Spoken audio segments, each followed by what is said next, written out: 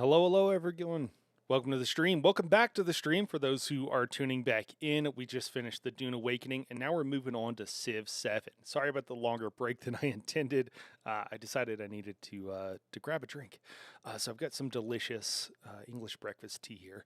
So let's take a look at the new Civ 7, the official gameplay showcase.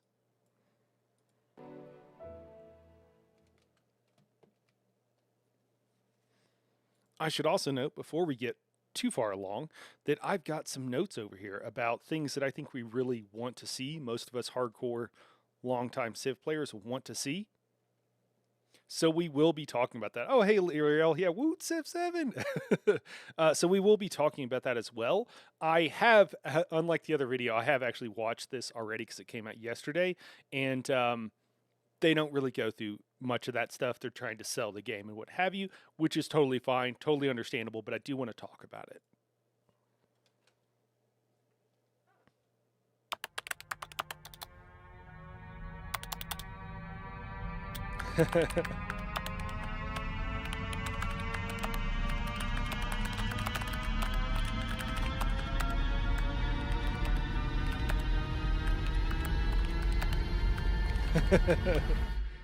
Who's going to narrate?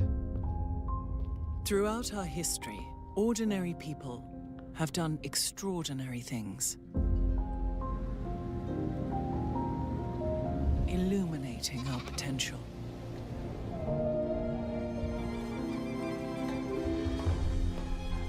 They inspired movements, created the impossible, and destroyed the indestructible. Ordinary people chose to change the world, chose to dream. I just want to say that I think it's really cool that they chose Gwendoline Christie for, like, I really like her as an actress. I think that's really cool. I also wish that they would not choose the voice of colonialism for Civ, and I wish they would have gone with someone else, but c'est la vie. Build. For that reason. I love the actress. I really do enjoy her work, and I'm really happy about that. I think she's gonna do, like, it's gonna be really cool to be able to hear her just like it was in Civ 6. So that's cool, but yeah. To hope. To always hope. And if there's hope for one of us, there's hope for us all. Now it's your turn to reimagine civilization and build something you believe in.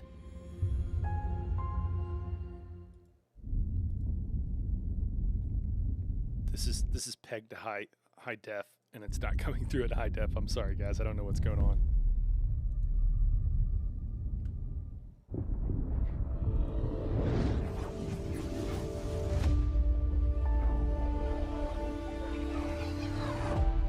Hello, Civ fans. On behalf of all of us here at Firaxis Games, we'd like to welcome you to a first look at the next chapter in our Civilization franchise, Civilization 7. You know, looking back 30 years ago, I know. Civilization was created during a time when we were still learning Chat's what giving me games a could hard really time be. We were searching for that next big challenge to take on, which led us to thinking, what could be greater than putting the entire history of the world into a video game and make it fun? 3 decades later, it's because of your passion, your love for Civ, that we're still here today. In every game of Civ, you've gone on a journey to build an empire to stand the test of time. And now the journey continues. Prepare to take just one more turn on February 11th, 2025, when we launch Civilization 7 across PC and consoles, all on day one, for the first time in franchise history. This is by far the biggest, the most ambitious game we've ever made at Firaxis. It represents a significant gameplay evolution for the Civ franchise, and it's a game we plan to support for many years to come. Today, you'll learn about the vision for the game, the driving force that inspired our biggest new feature.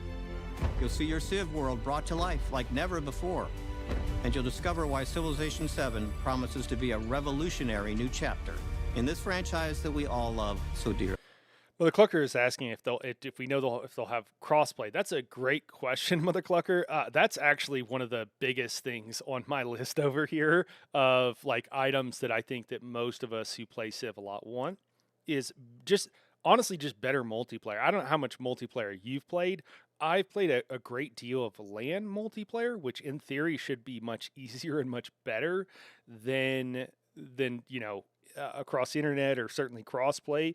And we continually have problems with LAN with desyncs, and it really it's a solvable problem at this stage in technology and has been for a while. And it's a little bit disappointing that honestly that Civ 6 works as poorly as it does.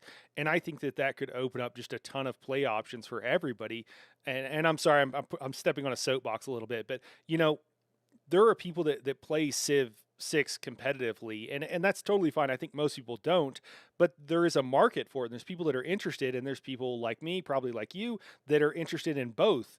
And when you I watched a like professional game, it was a live stream, and it was an hour and a half or 2 hours in, and they still didn't have a map loaded in because they loaded in and somebody got kicked. They loaded in and the start locations, like somebody wanted to veto theirs because it was so bad, whatever the problem was. And I would really like to see that multiplayer experience be a lot better. Multiplayer in Civ 6 could use some improvement for sure, and I hope 7 has much better. Yeah, exactly. Please enjoy. We got it on the Switch and suffered so many crashes and disconnects. Civilization the game is no longer the fun. foundation of Firaxis. Well, that's the thing, like with single player, you hit a button and you get a new map, right? You get a terrible start location, or maybe if you can get too good of a start location and you want more of a challenge, you hit one button, you can reset. You can't do that in multiplayer. You've got to exit out, you've got to go through the whole thing, and then they added a save feature and it saves your map seed. And it's like, no, I want to randomize everything else, and so it's not as useful as I think they felt like it is. Whether you've been playing since the MS-DOS days. Also, just so everybody knows, I have I don't know how many hours. I could look, but I probably have 1,000, if not thousands of hours into Civ. I've played a lot of Civ, so I'm talking about a game that I very much enjoy and very much like, and I'll prove that by playing more after this probably. We'll probably load into a game of Civ 6. Or have joined us more recently. We're so grateful for your continued passion and support.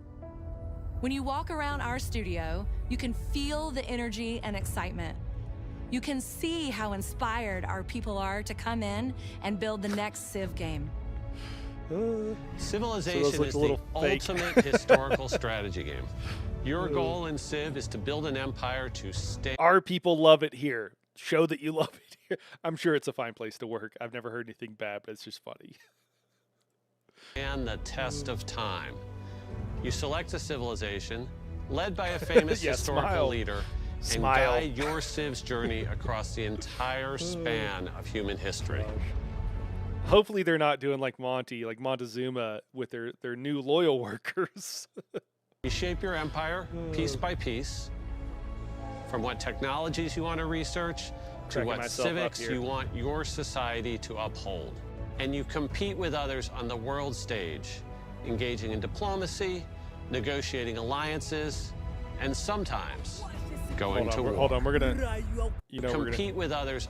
Guys, whenever you watch a stream with me and we're looking at stuff, I'm going to be analyzing everything. So on the world stage, just realize that's going to happen. Engaging in diplomacy. I want to see what our options were down here. Diplomacy, negotiating alliance. Okay, what do we got? First meet, neutral greeting, no reputation change, friendly greeting, reveal nearby capitals. Confucius's capital of Chang'an, I'm probably saying that horribly, I apologize, will be revealed. 20 relationship, hostile greeting, minus 20 relationship. There's no, why do you go hostile? Just in case you want to pick a fight, I guess. Meet someone new, instant war. Mother Clucker, we only do that when they offer us a settler. Whenever they send out a settler unguarded and alone, then we have to accept their gift by declaring war on them and taking that settler. and sometimes going to war. In every Civilization game, that did look really cool. I'm not gonna lie. your empire has always been represented by a single civilization. I'm glad you agree. You play through the entire span of history as that one civilization. I also want to note. Well, never mind. I'll give it one more second. This time around, we want to take you on a new journey. For the first time ever, in Civilization VII, the story of your empire isn't just that of a single civ, but several connected together through time. At the dawn of each new age of human advancement. Oh no, I missed it. I was too late. Together through time. Sorry, I should use keyboard control so I can skip easily. I saw this. I don't know if you guys noticed. This to me looks like a cliff, and I wonder if there's not defensive bonuses over like going from a cliff up here and similarly out here. I've been seeing more stuff like this. It looks, we'll see in a second, but it looks like the rivers are hexes. That's a river hex. And I think that there might be, one of the things I would like to see is better tactical combat, and I think we might get it in Civ 7. Fingers crossed, but I think we might get it. On of each new age of human advancement. And if it's not, I'm going to be incredibly disappointed because like it needs it. It's one of the things on my list. Like we need more combat. Doesn't feel that tactical. It doesn't feel, it's not horrible, but it could be greatly improved. So I would I hope that that's what this is. Advancement.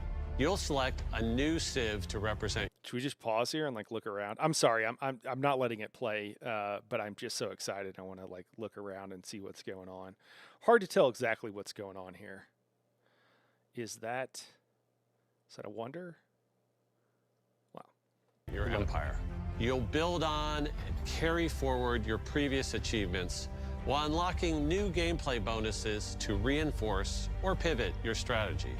And by the end, you'll have forged a unique path through history. To show you what we mean, let's take you through the story of one such empire. Here's what we'll do. We'll come back at the end and we'll analyze these like pause screens and stuff.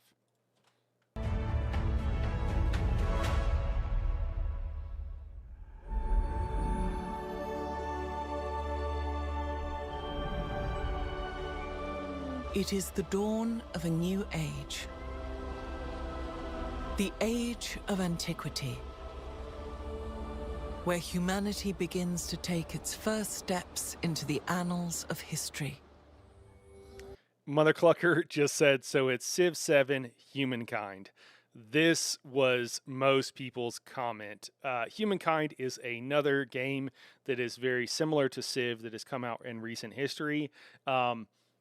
Yes, absolutely. And during this part, and this is, I actually wanted to show it. I wanted to show chat, and apparently it looks like they disabled that feature. I don't want to be like a tinfoil hat conspiracy theorist. It might just be that something happened, but I could see it before, and for some reason I cannot see it anymore because I really wanted to show you guys. I actually like prepared a format to make sure I could show you guys easily the chat and everything, and then I realized, wait, it's not there. But I would say it was about, call it 60-40, people typing L and people typing W, so loss or a win, like we like this or we don't like it in chat. So I would say about 50-50, maybe a little bit more people were angry, but they could also be more vocal. I don't know. A lot of people were suspect. A lot of people didn't like it. There was a ton of chat saying, oh, so it's just Humankind, which honestly, if they did disable chat, that's probably why comparing to the other game. Humankind, for those who don't know, has very mixed reviews. I thought it was interesting. I thought it was kind of fun. I didn't love it. I don't play a ton of it. It's like a 63% on like Steam reviews, and that's like both when it came out and current. So people have not, like, it has not grown on people. I think that that's exactly what we're looking at, like a very similar style of game. The thing is, if they do it better, I think that it could work out, but we'll let it play a little bit longer. Also, if this is like, if there are people that are lost, you're interested in this, let me know in chat, and I can make sure to take a step or two back. Talking here with Lyriel, Mother Clucker, I don't know who else is tuned in, but I know they both know Civ very well, so we might be doing some deep cuts here. I apologize if that's going on. The great pharaoh, Hatshepsut, leads the civilization of ancient Egypt. Among the arid desert lands and a winding river, the seeds of our people are rooted in sand and water. To discover what treasures and dangers lie beyond, a brave scout begins to survey and map the surrounding lands. As our population grows, a new granary is built to store food for hungry mouths. You see what's going on here? Its location decided, a new district is formed, and construction begins. With more food available, our people look to make improvements to the land. An ancient fruit ripe for cultivating is spotted. Dates will provide more sustenance for our citizens, and their sweetness will make the people happy. A plantation is constructed to harvest this valuable. This is a random fact. There is some kind of, I think, date or fig in the Middle East that went extinct, and we found through archaeological means, we found like some stored seeds. I don't know if they were canned or whatever, but people have reintroduced and made those trees again, and actually like so we brought back to life something that had basically been extinct. Resource, which I thought was cool. Over time. Yeah, Mother Clucker says no builders. Yeah, Mother Clucker, it is awesome. It's like, you hear about everything going extinct, us going the opposite direction. You're like, oh, there is a little bit of hope in the world. Yeah, that's interesting. Yeah, I don't see any builders or anything. Our city continues to grow as more urban and rural developments. Okay, so a monument beside the granary. I think this is one tile. So this is going to be a city. This is going to be a district, rather, of some type, where it seems like some of your city center type stuff is. Those who didn't know, these were not their own tile, but they appear to be some sort of, maybe one of the first districts that you create. Bring forth. Next step, bring back dinosaurs. I don't know. We've got several documentaries about that, and it didn't go well for those guys. We pursue advancements in technology to serve the needs of our people. Breakthroughs in irrigation further enhance our food production, while sailing unlocks our ability to traverse the nearby waters. It is now possible to journey further and expand our empire. With a deft hand, okay. I like it. Our scout travels along a navigable river.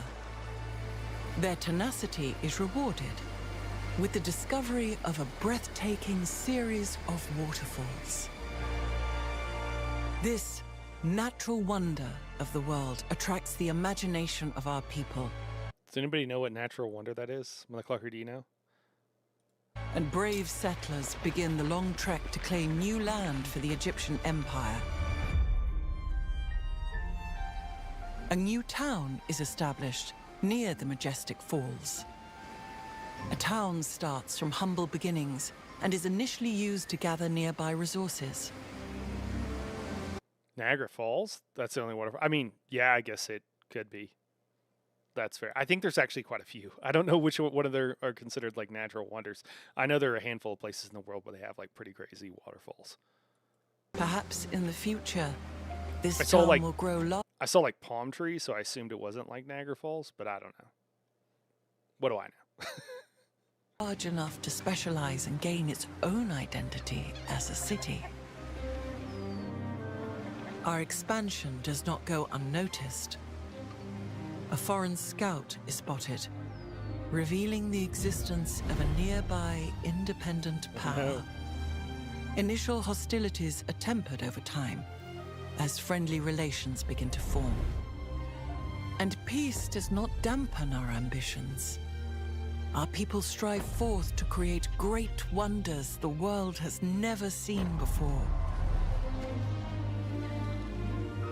As we continue to expand and explore the continent, I'm like so like hyper focused on this. I'm like, wonders the world has never seen before. What do they mean? Are they introducing new wonders? No, this is all historic. So it must be. Are they new to Civ, or is that literally just she means like new in the timeline of the game? Probably the latter. But I'm like, maybe it means this. we encounter new civilizations. They are eager to. Is that one popping up? Are they finally telling us how much movement it takes clearly and easily to move onto a space? Engage in a bartering of ideas and goods. Trade routes are established, okay, providing mutual access to each empire's resources. But our rapid growth does not go unnoticed. Our neighbors' ambitions rival our own, setting us on a collision course. War is no longer avoidable. A great army is raised, led by formidable commanders who spur our forces quickly across the land. Spears and arrows make way for iron swords and armor. The battles are fierce. We emerge victorious. Okay.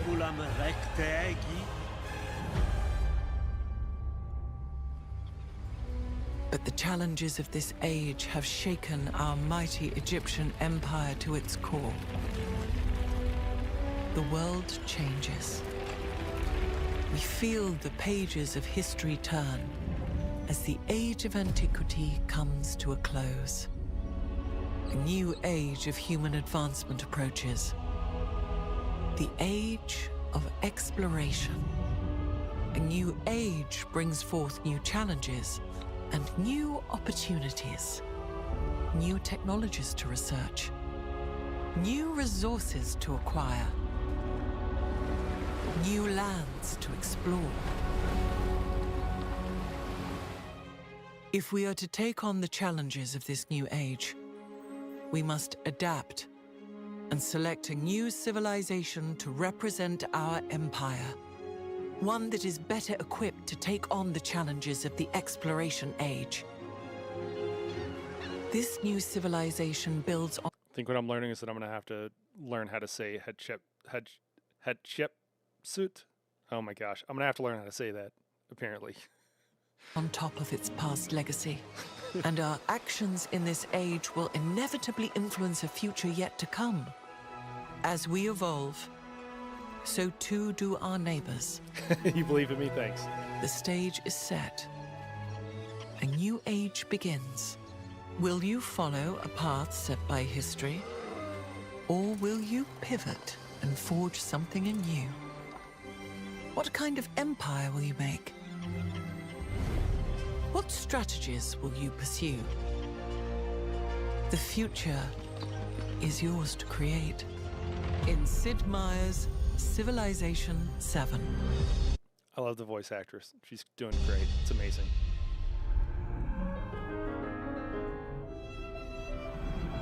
The journey of Hatshepsut, brought to life by our wonderful new narrator, Gwendolyn Christie, is just one potential path you can take in Civilization 7. This is made possible by our biggest new feature, Ages. Ages are inspired by a transformational idea for Civ, that history is built in layers. This idea is a way of understanding how civilizations have grown, changed, and evolved over time. Think of the first civilizations of the world as creating an initial foundation. As a civilization grows, Mother Clucker, I think they're about to answer that for you. new layers are added to that foundation in the form of things like technologies, schools of thought, and cultural norms. At some point, civilizations, faced with a crisis that defines their time, must evolve. When that happens, these past layers don't disappear. Instead, they now serve as a new foundation for the new civilization. As the cycle repeats, connecting the past, present, and future together.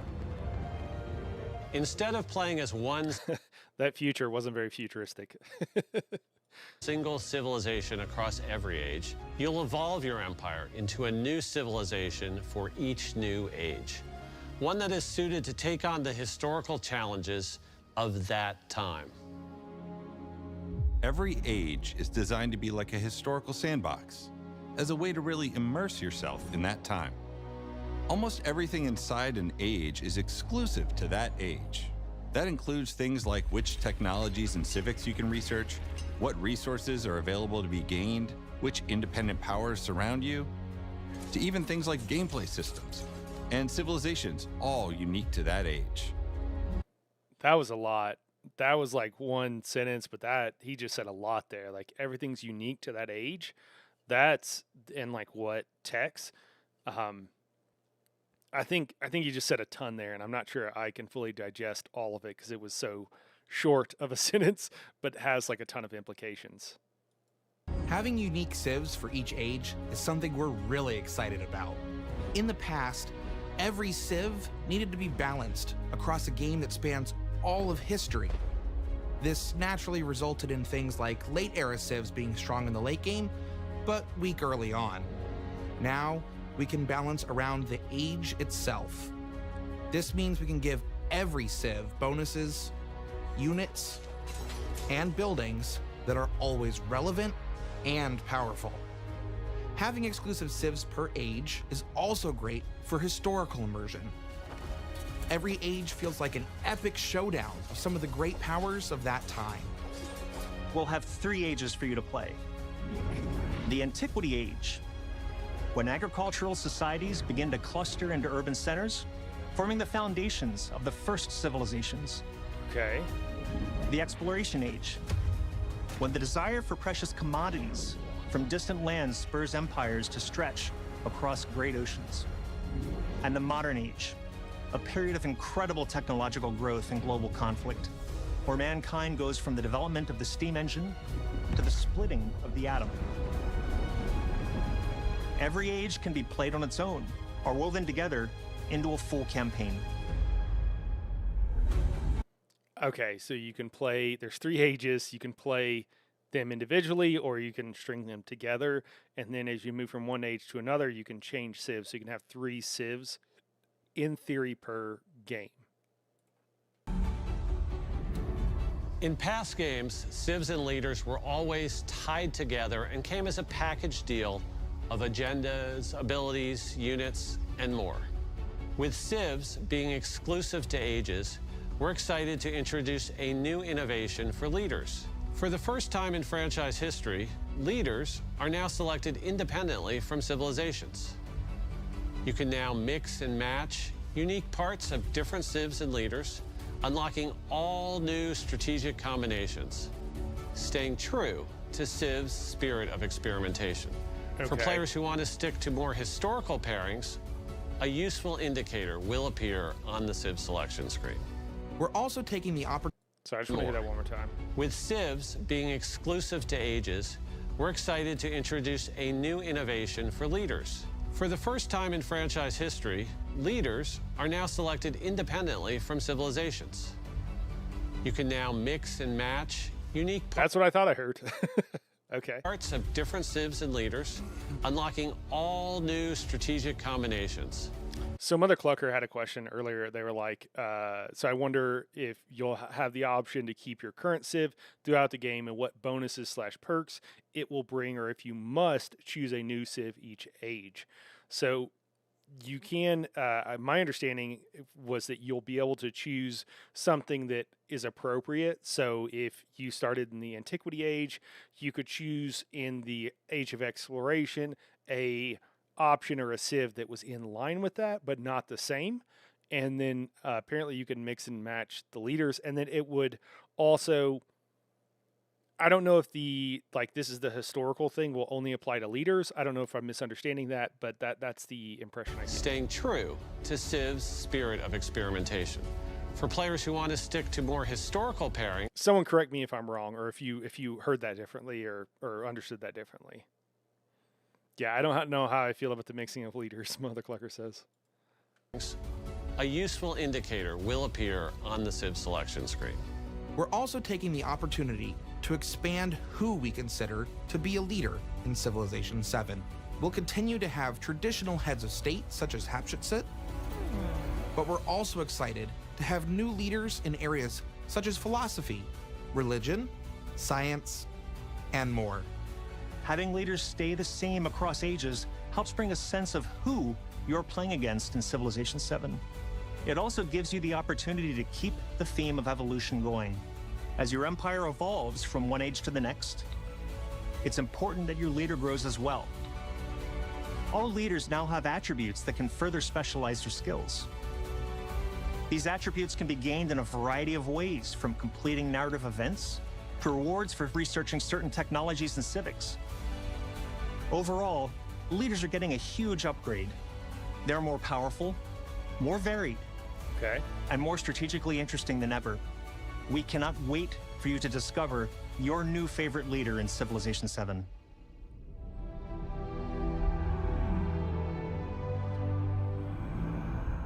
When one age ends and you begin an age transition, it is an incredibly exciting moment. You'll select a new civilization to represent your empire in the new age. You'll choose parts of your past Civ to carry forward into the new one. And then, so this is the answering your question, Mother Clucker. Like what you do before will have a basis, but you can like pivot and do something different. Game map literally expands, filled with new independent powers to befriend, new resources to acquire, and new discoveries to be made. During an age transition, there are a few factors that determine which Civ you can evolve into.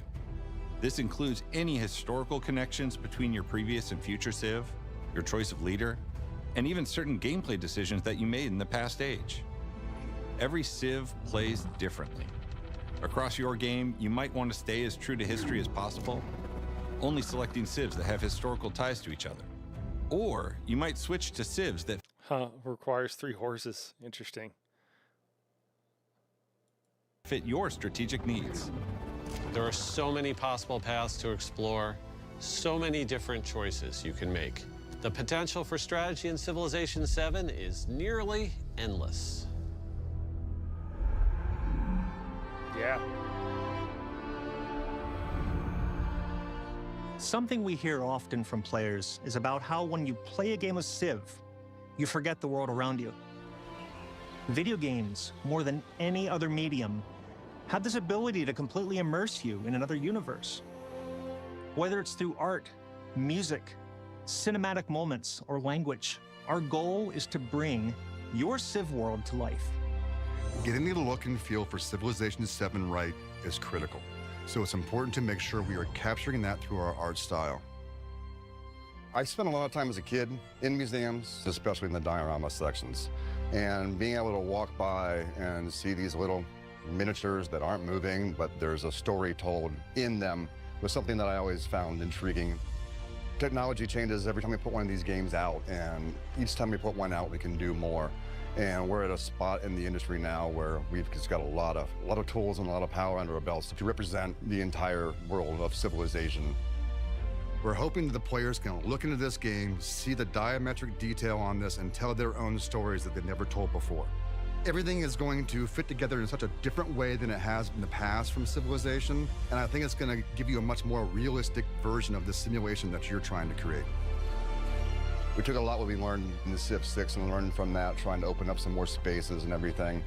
And we adjusted the tone from 6 a bit, and I think it's what our fans are looking for, and I think it's going to be a lot of fun for them. It's something that... I wonder what he means by that. I'm not sure if I'm following what he means by adjusting the tone. Nobody else is doing, and nobody but Firaxis can do. He's definitely drinking the Kool-Aid, but I think players will love how combat looks. We greatly expanded the variety of units in Civ 7. Units now constantly engage one another. You'll see and hear the clashing of swords and steel. Units have a higher level of fidelity than ever before. Everything from the little parts and pieces and details on the armor set to the entire representation of a whole army on a battlefield. I wonder, saying that they constantly engage, I'm kind of I mean, part of the issue with combat in Civ 6 is that it does feel so binary, and it feels very like abrupt. It doesn't feel good. And it doesn't feel like there's really any strategy involved besides like very basic stuff. So it would be cool if there was more of that. Like, you know, I don't know. There could be a lot of things. Have they mentioned weather? I like the Gathering Storm DLC in Civ 6 and would love to see that in Civ 7. I don't think they've said anything about weather that I've seen, Mother Clucker. That's a good point. I feel like this is going to become your Civ. Like this is the one. It has the look. I usually do quick combat with overwhelming firepower. Yeah, that's the way to go. Firaxis takes it. Today, Mother Clucker or anybody else in chat or watching this afterwards, does anybody know how Civ 6 was received compared to Civ 5? I know a lot of people still like Civ 5 and still play it, and I'm just curious if this feels to me, but I wasn't covering games at the time. This feels to me like it has been more contentious. People are more on the fence, especially with the comparisons to Humankind and what have you. And so I'm just curious how if that's a perception or if that's reality or both. presents just an initial look at what's to come in Civilization 7. We have so much more to share, from gameplay deep dives to first looks at new leaders and civilizations, to what you can expect from Civ 7 post-launch. Sid Meier's Civilization 7 releases on February 11th, 2025, and is available to pre-order. It's like 6 months earlier than I thought it was going to be. But the Clucker says, I don't know. I remember Civ 6 was more of a shock coming from Civ 4, but honestly, I haven't played 5 in a very long time. Fair enough. Today, players who pre-order Civilization 7 will receive the Tecumseh and Shawnee pack. And if you haven't already, be sure to create a 2K account and sign up for our Civ newsletter to receive the latest updates. Doing so will unlock the exclusive Emperor persona for Napoleon in Civilization 7. And as a special thank you, if you use that same 2K account to play Civ 6, you'll automatically unlock Napoleon's revolutionary persona in Civ 7. Check out our website at civilization.com for full details, and be sure to follow Civ for all the latest. We hope you enjoyed this first look at Civilization 7. The entire team at Firaxis has been working very hard to make sure we deliver a game that gives you more reasons to take just one more turn. As we welcome Civ 7 into the Civ family, I think back to the legacy of Civilization, the 30 years of development, refinement, iteration, exploration, of the millions of players that have contributed, of the billions of hours that have been played. I'm so proud to be here for this moment, welcoming Civ 7 into the family. February 11th, 2025 isn't too far away. We're excited to be taking this journey with you.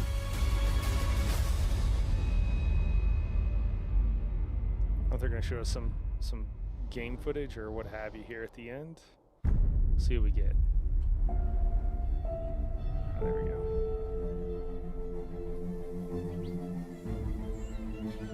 Hey, Kilimanjaro, right?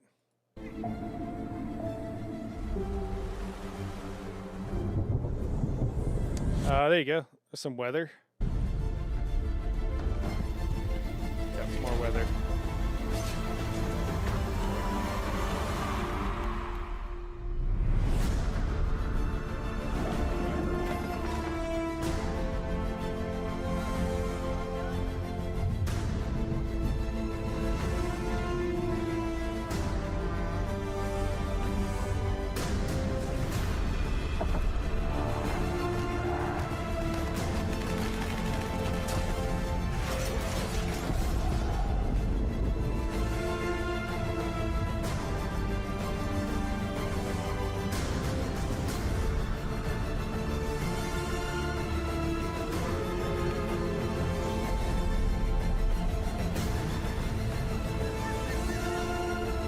We're almost there. Just gonna let it finish off here.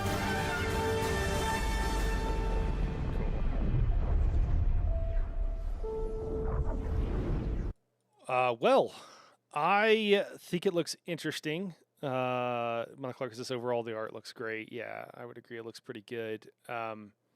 I know that a lot of people have told me that they were somewhat on the fence. I'm just going to go back and just let it play a bit here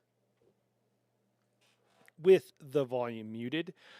So some things that I really want to see and want to know about Civ 7, and if they're going to make some changes, excuse me, are, you know, I mean, there's a handful of things. I've got a whole list over here. Actually, one of the issues is like speed fixes. Yeah, Mother Cluck says I'm iffy on the gameplay though. Yeah, I mean, I agree. So, I mean, let's just talk about the gameplay because that's like the newest thing. Actually, I'll hold off on my list of things that I'm really curious about because they're a little bit boring probably. It looks like there might be some more tactical combat. It seems like that's possible. I hope that's the case. I think the combat in Civ 6 is a little flat. It can be a little bit boring. It's not really exciting. It can be frustrating because not frustrating because you lost or won or whatever, but because you don't know going in. It doesn't feel very tactical. There's nothing you can do to control it. Some of that is okay. Some of that is understandable. Some of it's not. The fact that they're balancing the civs within 3 different eras and you can choose one and then you can pivot and do something different. I think, you know, if they're balancing it, because that's one of the issues I have is like, they do need to balance it if they want more people to be able to play PvP and they want more people to be able to play together because the civs are not at all balanced if playing in multiplayer, even if we're essentially playing co-op or not really playing super competitively. Hey, Nani. Then, you know, if I choose a civ that has late game benefits and you choose one that has early game benefits, you're going to win in almost all situations for the early game benefits because you're just going to get a head start and you just snowball. There's also issues with speed. I really like playing on like really slow speed and really long games. I just find that fun. The game is totally different if you play on fast versus slow speeds. It's a different game. And the reason for that is because not everything scales the same. Not everything scales based on, like your units still move in Civ 6, still move the same amount of spaces, even though you've changed it. Now everything's much slower. When you get into the later game, I mean, actually like getting to a victory screen is like very rare for me. Because at some point you're like, I've won, I just have to wait out the clock or whatever. And again, because I play on like slower speeds, you also research things and then you have a chance to build it. Well, it takes you so long to build it because the scaling of the production isn't good enough. It's not fast enough compared to the scaling of production and culture and what have you. So that's an issue. As far as the actual gameplay, I mean, they have some interesting things like the world expanding and being able to balance things a little bit better and have more leaders. I'm a little bit worried that it's going to be overly complicated for a lot of people. It sounds like it might even be even more complicated than Civ 6 if you have all those options. I mean, I love complicated games, but I also want people to be able to get into them. And so that's a little bit of a concern for me. The way some of these screens and stuff I'm seeing here and some of the options with like, hey, do you want to set up trade relations and what have you? I hope that most of that is, if you want to choose kind of RP options, I hope it really lends itself into good gameplay. Like that's one of the things I'm concerned about. Mother Clucker, I don't know if you're on the same page with some of that stuff. I think that people feeling like, hey, this is just this is just, you know, some other game and it just feels like Humankind or what have you. I definitely think that could be a problem. Let me see here on all of my multiplayer fixes all the way around, speed fixes. I have a bunch of notes on that. Understanding win conditions too, like that's also a huge problem. Certain win conditions they're not symmetric. Like it's very easy to win a faith victory, relatively easy to get diplomatic victory if you go for that.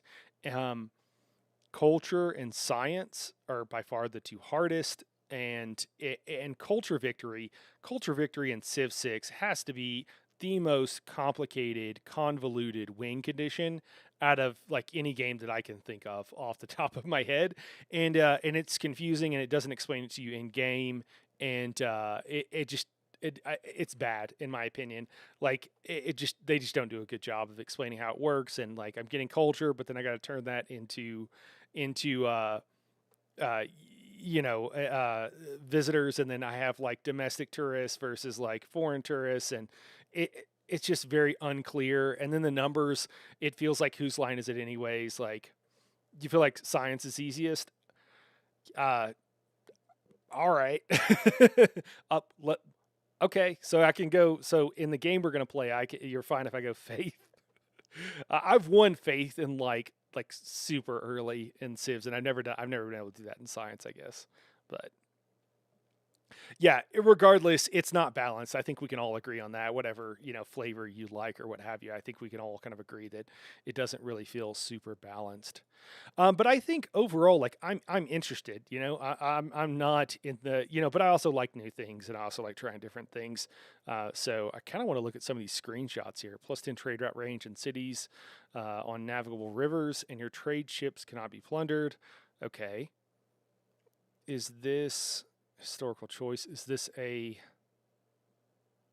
don't know. I don't understand what you're choosing. Is this a leader here? Oh, exploration age, a new culture emerges. Okay, so this is the new culture that you're choosing. And then unique units. That's cool. There's going to be unique units and more varied units. Hopefully that's pretty cool. A unique merchant, civilian who can establish a trade route to import resources from a foreign settlement. When you create a trade route, receive 100 gold if this is a trade route with at least one navigable river. Okay, so this is like a very economics focused one. And then Songhai, unique infantry unit +5 combat strength on resource tiles. That's interesting. Plus 100% gold from pillage trade routes. Okay. And then the caravan, so gold adjacency for navigable rivers and resources. They make some sort of unique improvement. Ageless, interesting. Does that mean they stick around? Does not remove warehouse bonuses on a tile. Must be built on desert or plains. Okay, that's interesting. Maybe it stays with you. So I wonder if ageless means that if you build this in the early age, like you're still going to see it in the later ages and you'll get to keep it or what have you. Yeah, trade ships not getting plundered is a nice perk. Cool. Ship suit. Let me see here. We got a little bit of history. Is there anything important for gameplay in that history? No, I don't think so. As the Empire of Mali faltered. Okay, more history. I mean, that's cool. I like that they included it. I'll definitely learn something. Gold Bengals infantry tier 1 Songhai unique infantry +5. Okay, so this is the same. This is the same thing. That's what you're getting from all of that. I'm sorry. I'm just rereading everything that we saw before. Okay, so I guess it tells you if you choose a new leader and then a new culture. Kind of skip through a bit here and see if we can see anything other interesting gameplay.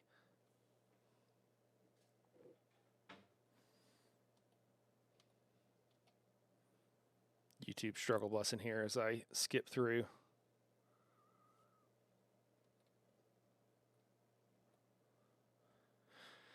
Yeah, I mean, I think, the good news is if you're not interested or if you're really skeptical, I think we can just, for a lot of people, you could just keep playing Civ 6, right? Like it works pretty well. The playing multiplayer, I've been having a lot of difficulties recently, unfortunately, but overall, I still think it works. Here we go. We got something here. So choose legacies. Interesting. Gain 1 city to place. Gain 1 town to place. Gain 1 wildcard attribute point. Walls. Gain 3 ancient walls in all settlements. Gain an army consisting of 2 infantry units. Gain an army consisting of 2 range units. Gain an army consisting of 4 cavalry units. Okay. Advanced start. Add legacies and select a preset to plan your civilization in this age. It seems like there's some sort of token or currency or something you have, and that maybe affects what you can choose over here. I guess you can maybe choose multiple of these depending on what you have. That would make sense. You could choose 2 range, 2 infantry, or you could go with 4 cavalry. Gain the economic civic for free. Gain the piety civic for free. Gain 1,000 gold on standard speed. Gain 3 population in your capital. Gain the cartography technology for free. Gain the machinery technology for free. gain the astrology tech for free. Okay. All right. You have to hop off. My voice is making your ears bleed. But other than that, it was a great stream. All right, I'll catch you later, Mother Clucker. All right. Well, yeah, Egypt here.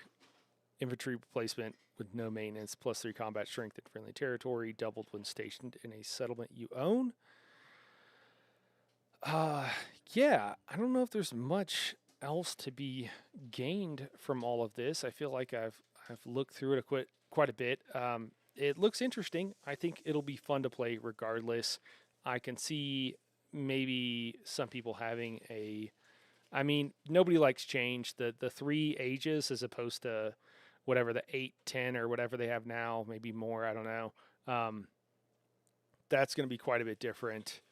The world expanding as you kind of explore, that's going to be different. So I think it's going to be pretty interesting and pretty different. And I think that that'll mean that a lot of people don't like it or don't want to even try it. But I guess I'm here for it. I'm interested. So anyways, I think we're going to call it here for today. I was thinking about streaming a little bit of gameplay of Civ 6, but I've been talking for like 2 hours, even though I guess we were watching for part of that time, and that's about as long as I can do a stream. So we'll play some Civ 6 in the near future, both single player and multiplayer. Actually, you know what? Let's just do it. We got a little bit. I already have it up. You know, let's play a little bit of Civ 6. So we'll create a game. We'll go on deity. We're going to play as Pachacooty because he's fun, and I was thinking about doing a video on patches. We'll only go for like 30 minutes or something like that, just so you guys some gameplay. Continents is fine. We'll stick with that. I often like doing continents and islands. We'll go with huge. You know, I've toned it down a little bit. Normally I go with like an enormous map on the slowest speed, but we'll just go with huge. And then we'll go with game speed. We're going to go with epic. We won't go to marathon because it's 200% slower. We're going 50% slower. Again, it changes the whole game, which is kind of weird.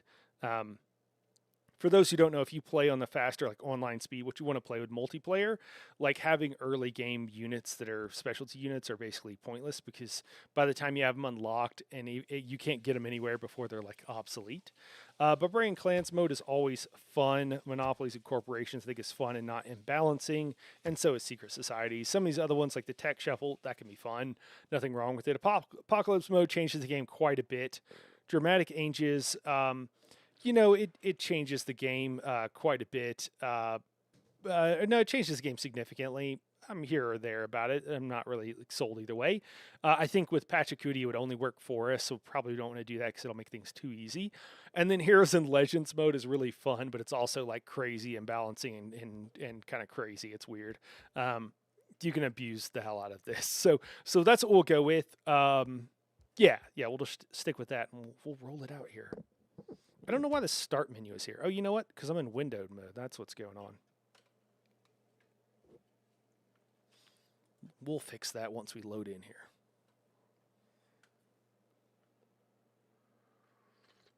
From the first stirrings of life beneath water, to the great beasts of the Stone Age, to man taking his first upright steps, you have come far. Now begins your greatest quest. From this early cradle of civilization. So Pachacooty here, we'll pull this down a little bit. So Pachacooty here, the main thing that he can do is he can build these terrace farms. These terrace farms are crazy. They're awesome. So they give you 1 extra food on the farm for every adjacent mountain tile.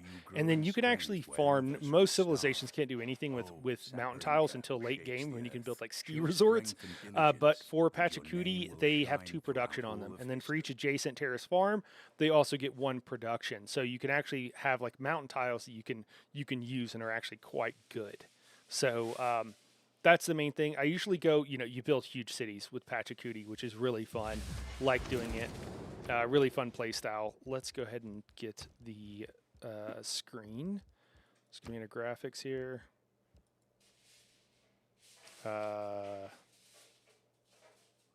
Why can't I? What can I change? Can I not change it in this menu? Maybe you have to we'll go to menu. We'll have to load back in maybe. We'll see. Sorry about that, guys. It's weird that it won't let me change. I thought it would just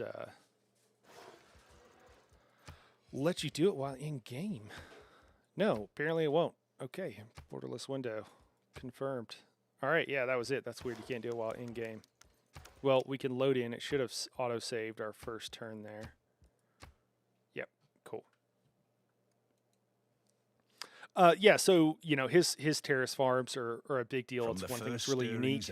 The other things you get is your unique unit is a scout unit that can attack twice, which is really powerful, but it's also like, it's kind of a glass cannon in a lot of ways because it can die pretty easy.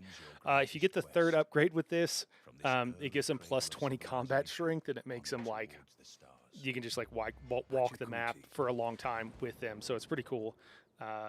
So, and there's a few other things, but we'll just talk about it as we go. So let's take a look at our start location here. I am tempted to go on these olives because we'll start off with getting them, and I think that would be nice. You know, there's a couple of things we could do. We're always looking for like where we can build an aqueduct because that gives our farms extra production, and so does being by a river gives them one, and then being by a aqueduct gives them 2 extra production as opposed to 1. If they're not by it, it gives it to them. So I think that's the move. I think so. We'll just go ahead and do it. We won't overthink it. We can also maybe chop some of that rainforest, or some of the, not rainforest, but some of the forest there as well. Oh, look, we've already found our neighborhood friendly barbarian. That's great to see.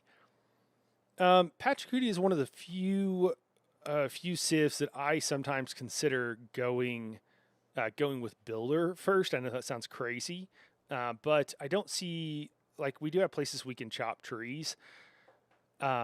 Basically what you do is you build a builder and then you chop a few trees to accelerate the scout, and you end up basically the same place, but you can get a couple of terrace farms down. So for example, if you build a terrace farm here, it's going to give 1 for the farm itself, making this 2 food, and then we get 1 more for the mountain, so it'll be 3 food. And we'll lose the production from chopping the trees, but we'll gain it back because we're adjacent. So it'll be a 3-3 tile.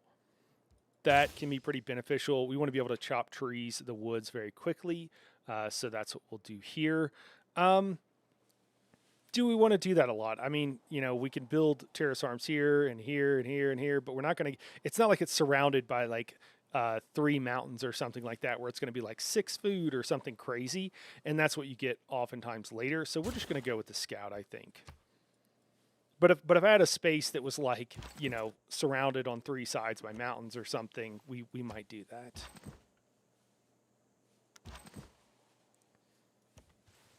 I want our scout to get some XP, so I'm going to send him south as soon as he is done. Hey, oh, that's not good. Vietnam is not. That's really close. Well, we'll see how this game goes. Vietnam is really strong, especially early game. I think she gets like +5 on combat strength on forest of any type.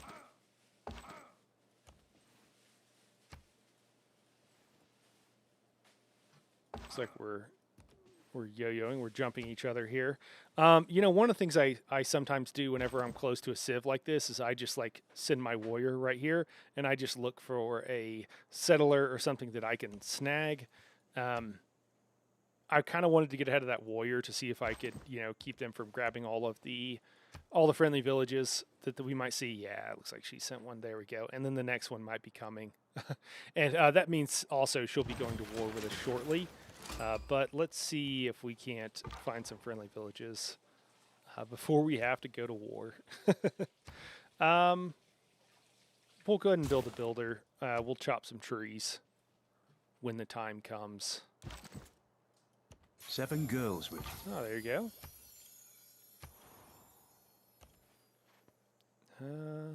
I don't want to send this guy too far from home because I have a feeling we're gonna need him.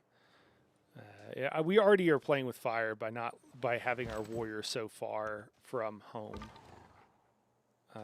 Great, our scout took a bunch of damage from that flood. That's unfortunate.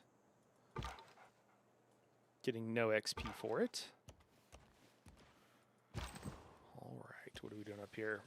I really should be circling back around. Looks like tundra. So we'll circle down and hopefully, if she just comes and attacks us, we'll just re-roll a new game. We're not going to worry that much about it. All right, we found the coast. Looks like we've got another civ here. Dito. Great. Great. When you find yourself in a hole, All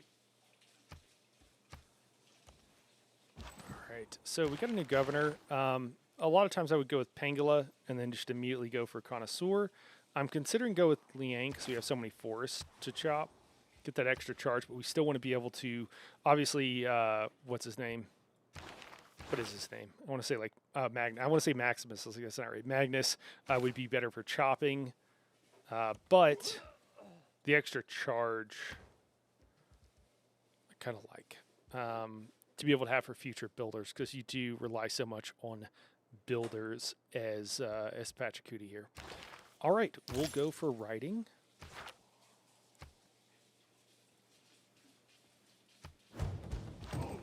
Well, we've made some friends. So one of the nice things about the Barbarians and Clans mode is when you see one, you can often hire. This is going to be a Barbarian Horseman unit, which is unfortunately like kind of nice early game for exploring and everything else, but it's like really bad for later on because you can't actually upgrade it at all. So that makes it not amazing. The nice thing is that Dito here is going to continue along the coast typically because that's her preferred place to live. So hopefully she won't come too much towards us. You know, if we wanted to get crazy with it, maybe we could get a Petra City going, but we really need plenty of mountains if we're going to do that. And this doesn't look amazing. Like we could build along the edge. Because of our terrace farms can be built on the desert hills. Oh, here we go. We got another friendly little barbarian camp. Excellent. Looks like Vietnam is not coming for blood, so that's nice. We do have kind of a choke point here to keep her out. I think we'll rest up here. Should we go one more space? Maybe we'll go one more space. Yeah, there we go. And then we'll rest up here to make sure we don't lose this guy for no reason. I think extra combat strength and a little bit of faith are the way to go here. And I think we'll chop down that forest. Again, we'll rest a bit. You know, usually I'm going straight for early Empire, planning to expand. I guess we do have a decent amount of room we can expand. This floodplain, while it's like a really nice floodplain, we don't really want that as Pachacuti. We want the heights, we want the mountains, and we don't really have a whole lot. We'll have to go maybe up here. But again, more lowland floodplains near the mountains. Maybe there's something here. Obviously, there's stuff here, maybe a little bit south of us, but we're a little hemmed in. So, oh, and they already cleared that barb camp that I was heading for. So I guess we will head back home. Let's go and get one more scout going on, just because we're going to want those later anyways, and we'll just promote them into our specialty unit when the time comes. At least that's the plan. And we'll be able to, yeah, we saved a few turns there. All right, so we get a little bit of era score for building our terraced farm, which is really nice, or a lot of XP rather. Or I'm sorry, error points when I'm saying XP. Cool. Well, it's time to start pumping out settlers, so that's what we will do. Again, we're playing with fire a little bit, being so close to her. If she denounces us, we'll definitely know that things are not going well. And I'll try to keep my hands to myself and not grab any units that she sends out. So we could go here, chop, and then build another. We could also potentially, although it would be a bit expensive, we could try to buy out 2 spaces. We've got at least 2 mountains. Doesn't look like any fresh water. So that would add at least 3 food. Or wait, is there what? No. That would add at least 3 food. So that'd be a 4 food, 2 production tile. That's pretty nice for us. Similarly, over here, we can have the same situation where we would get rid of the stone. Let's see what we got here. Oh, there's a 3rd tile. I'm actually interested in putting a terrace farm there now that I've seen what it looks like. Let's get a little XP for our scout down there, and maybe we'll do the same for this guy. We'll send him to get some XP over here. Getting that first level as a scout is pretty important. Allows you to cover a lot of extra ground. How expensive is this going to be on this speed? It's going to be really expensive. We're not even going to be able to afford it. It's going to be so expensive. So I'm tempted.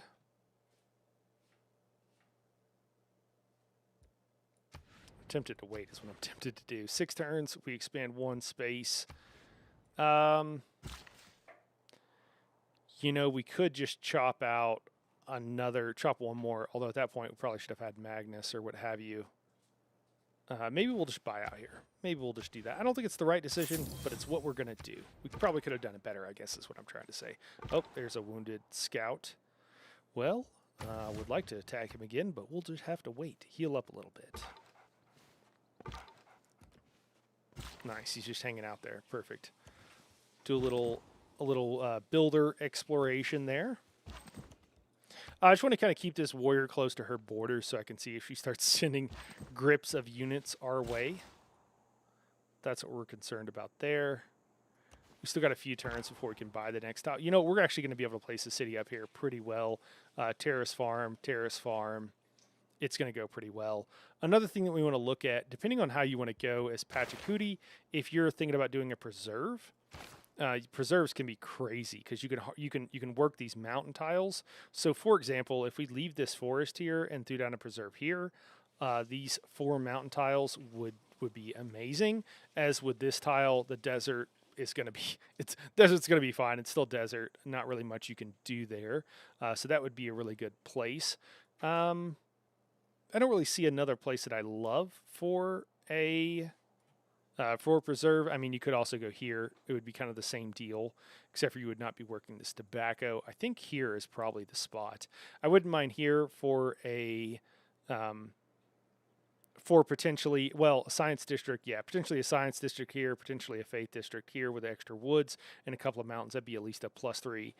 This also would be a +3 just from the mountains there. And the other thing you could do is like in the short term. So let's say if I wanted to build a preserve here, what I might do is actually, instead of buying this tile, which has 3 mountains, this one has 4. And so I'd put a terrace farm here. And then when the time comes, I've already got most of the benefit out of that terrace farm. My city has grown very rapidly. And instead what I'll do is I'll just stamp it out. And that's probably what I'll go ahead and do here. Well, that scout is not going to cooperate with us. It's going to continue to run away, but we'll see if we can't track it down. Probably the best thing to have done at this point was to just go explore with this scout, but in for a penny, in for a pound. I don't know if anybody's exploring up there, so maybe it's okay.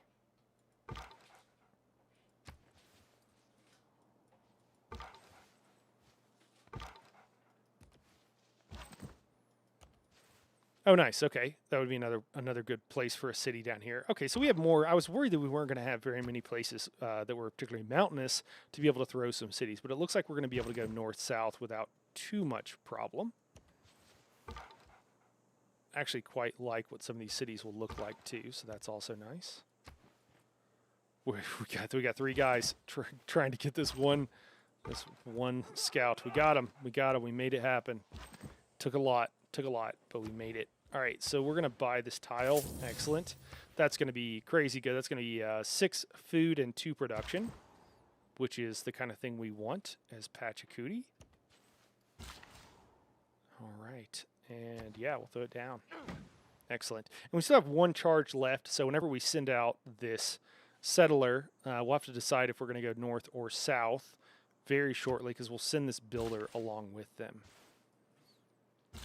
One of the things about Pachacooty, he has these really cool roads construction that you can do so that you can basically teleport.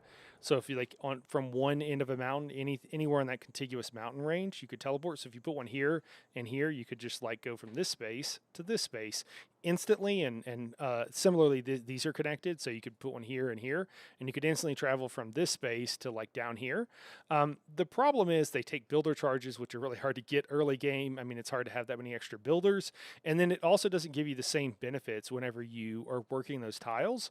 Like normally, so we have a terrace farm here. This gives this tile +1 food, and so does this one. So this is a 2/2 tile that we don't have unlocked yet. Once it's inside of our borders, we'll see that. If you build one of those roads and then I put a preserve there, it won't actually give it the benefit, which I think is kind of lame, honestly, of the preserve. So where do we want to go? Do we want to go up here and throw down another city close to Geneva, or do we want to go south and put one down here? That is a great question. Let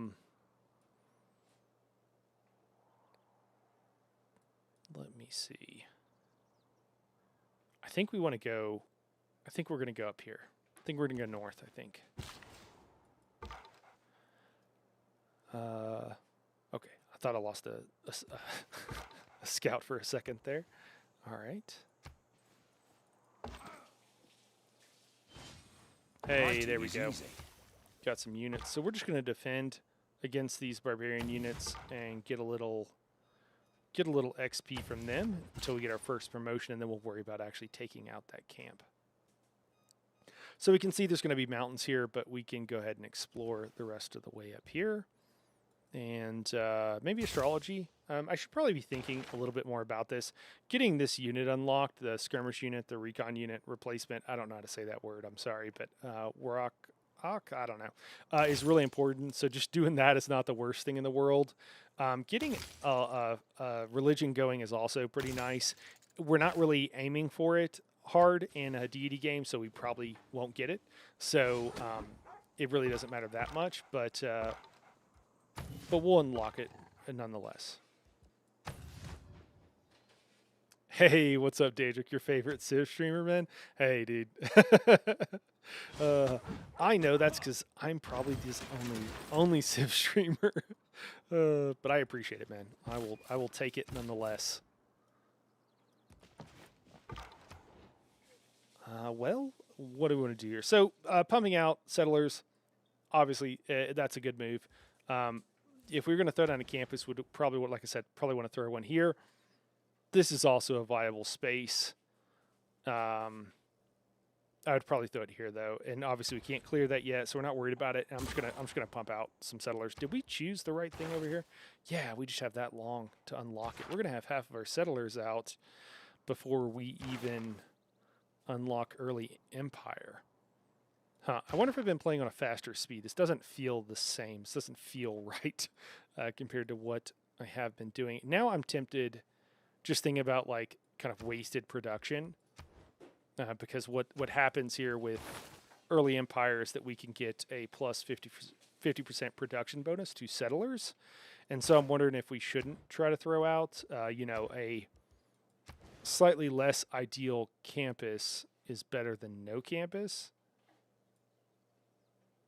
But I kind of tend to min-max around just like what is optimal, even when it isn't really optimal, because to do something suboptimal would actually be better. But I just like being optimized. So I think we're going to just continue. Hey, look, Dito coming over to help. That's nice. Daedric, have you played much Civ, man? Have you played any Civ whatsoever? I don't recall. If you're a Civ enjoyer. I did talk to Balm, and he is... we might chat about some Civ 7 in the near future. Well, we've got our promotion, so I think we're going to run off. Is basically what we're going to do. We're going to go explore more so than we're already doing with our builder over here, who's doing a great job. Let me pull up chat a little bit easier. We're a little bit closer to read. I played one game with Baum and tried to attack him in the first 5 turns. Was funny. Yeah, I bet it was funny. I bet it didn't go super well either, which is definitely not your fault. Where do we want to place this guy? So again, I just FYI guys, I tend to like I said, min max for what is optimal, like long term. Even though doing something like suboptimal, I just want to optimize. I want to optimize not for like winning the game, but just optimize each space and each tile and everything else. And I do things because I play that way. I do things that aren't optimal, right? It would be better to take the short-term gain and to move on with my life. I think I want to go right here where this warrior is again, so the borders barely touch.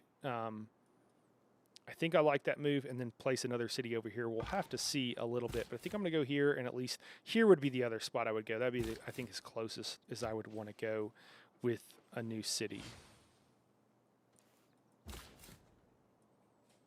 All right, looks like that guy's going to give us a level up. That's really nice of him. All right, so again, with the preserves, like throwing a preserve here would be pretty crazy. That'd be pretty hooked up, although that would be an amazing tile also to work and throw a terrace farm on.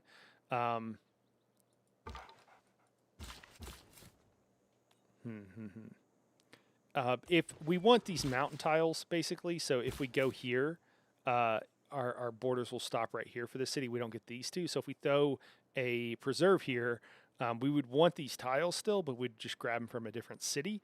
If we put a city here, where it's actually suggesting one, I kind of like that idea because we would get these 2 tiles here. So I think that's what we'll do.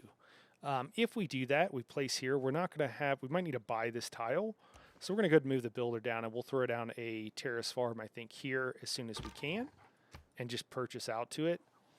I spend a lot of my money, especially as Patrick Cutie, buying tiles. Again, maybe there's better things to do, but it's what I like to do. So, all right. Where do we want to explore first? We'll try there. Okay, interesting. I mean, this looks like great Patrick Cutie area too, so that's awesome. Love it when the AI is in the way. That's the positive aspect. Do we want to keep the +5 or double recon unit XP? I think we'll do that. And we're still trying to unlock the Pantheon, so we do need the faith still. So far, so good. And then we shall run away. Oh, Tamiris. Lovely. Lovely. She's a little militaristic. Oh, looks like she's already at war with Dito. Perfect. I hope you two have a lot of fun. Great times together. She's also crazy powerful. She like builds, instead of 1 horse unit, she builds like 2 at a time. It's kind of crazy. Hey, cool. First settlement on Nuna, which I assume is the continent here. Yeah, it is. Cool. All right. Yeah. Well, doesn't look like she's doing amazing against Tamiris. Oh, you know what I should have done? She's friendly towards us. Hey, I don't... This is a huge mistake. I should have done this like turn 1. All right, I mean, that's pretty good. 10 gold. Let's see what Vietnam would give us. 16 gold. I mean, that's enough. We'll have to do that. And maybe it'll make her like us more, because I really don't want to go to war with Vietnam. I think we learned that lesson historically. All right. I don't know what I want to build here. What do we want to build? I mean, having a monument wouldn't be bad, because we probably will go Void Singers, which will give us extra faith. It also would be nice. The extra culture would help us expand our borders quicker and not have to buy so many tiles. So I do like that. Granary at some point will be necessary to be able to deal with our population, but let's just, a trader is also nice. Trader would be really nice. Traders, for every mountain inside of city's border, they get +1 food. So right now that's not going to do a whole lot for us, but later on that could do a whole lot for us in several cities, so we are going to want that. We're going to go with the monument for right now. And I think we are going to buy out to this tile to be able to allow that city. Oh, nice. We got a fire going. Oh, that's really nice. Once the fires end, these tiles get bonuses for having had a fire on them. So yeah, 3 food, 3 production. That's going to be a really nice tile to get this city going. Let's maybe drop some pins to remind ourselves of what we are doing. I usually use these tribal villages to remind myself where a city goes. Maybe it doesn't make total sense. So I just want to look real quick and make sure. Settler view. So if we put a city here, we will not be able to put that. That'll be it for cities. So Geneva will control potentially this tile. We'll never be able to take it. This city here will be able to control all the ones up to there. And then whatever we do out here would also potentially matter. I think I'm okay with that. I think that works. So we'll throw that there. We should also make a note, because I'm gonna pause here. We went for a little bit longer, which is what I kind of planned to do, but I just want to make some notes for myself for next time, so I don't forget. Don't have to roll in starting from scratch. Kind of where we're thinking about putting things. I think that works. 1, 2, 3, 4. You know, we could also potentially do a preserve here. Nah, I like it here. Kamos. So putting a like Faith District out here would be a good idea. Oh yeah, right there. That'll give us, we get a bonus for being next to the natural wonder, and then a couple for the 2 trees. What do we like? I mean, just like a random desert tile would work fine for, I mean, that'd only be like a +1 campus. It's kind of lame. We could put one here and potentially put another one here, and that would give us like a +3 campus if we had another district right there. Not really sold on an amazing place for a campus. I mean, obviously, if we put a campus here, that'd be like a +4 campus, which would be pretty good for the adjacency bonus. I do think we want to try for a Petra city, probably down here, since we can put terrace farms on a lot of these tiles. So we'll have to think about that for next time, but I don't really have an exact idea. I have to stare at it for a second to figure out exactly where we want to throw one for next time. And then I think down here somewhere we'd also probably want to put a city. I don't know exactly where. I would be very, you know what, I'd kind of do actually know. Maybe here would probably be a good spot. Yeah, maybe. That's where we'll send our next one, probably. And then we can backfill up here. Oh no, Utica is not doing well. Taking some damage. I wonder if that's barbarians or a natural. Oh, it's going down. That's not good. Not good. Oh, never. Nope. Do not want to do that. I do apologize. Please continue to attack each other and leave me alone. Be very grateful for that. Oh my gosh. She's just got troops everywhere. Need to get out of here.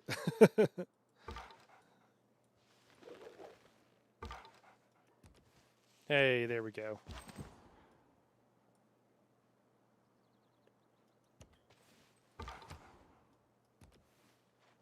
Oh, nice. Barbarian Horseman. That's terrific. All right. Well, I think we've gone for about 30 minutes here. I've got another thing in about 30 minutes. Going to play some tabletops. So I think maybe we'll just we'll call it here. Daedric, I'm sorry, your favorite Civ streamer is going to be going offline, man. You might have to fall back to your second or third favorite Civ streamer. But yeah, guys, I think we'll save it here at turn 50. Got an even 50, and yeah, we'll catch you guys soon. We'll be talking more about some of these games in the coming up. And now I'm your least favorite Civ streamer. Shake my head. I'm sorry, man. I'm sorry. For those curious, for the hardcore that are watching this still, the plan for the channel is to be doing a lot more of other games, and then we'll still be doing ESO stuff. But I want to get more videos. I want people to see that we're playing more than just just ESO here on the channel. And so to do that, I need to play a lot more of these games and have a lot more streams and also videos. That's why I've been doing a lot of Helldivers. Civ is one of the games I really enjoy, and there's plenty of others that are on the list, including some real-time strategy games similar to StarCraft, Storm. What is it called? Storm something has recently come out. I need to try that out. So we'll be doing more of this in the near future. Oh no, I'm sorry, Lyriel. Well, you were here earlier, so well, you'll have to catch me later. All right, guys. I'll be streaming more Civ later on the week, I hope, and maybe we can finish out this game. Did I save it? We'll make sure we saved it. I think we did. All right, guys. We'll catch you later. Thanks everybody for dropping by. Daedric, Lyriel, everybody. It's always good to see you guys. Appreciate it.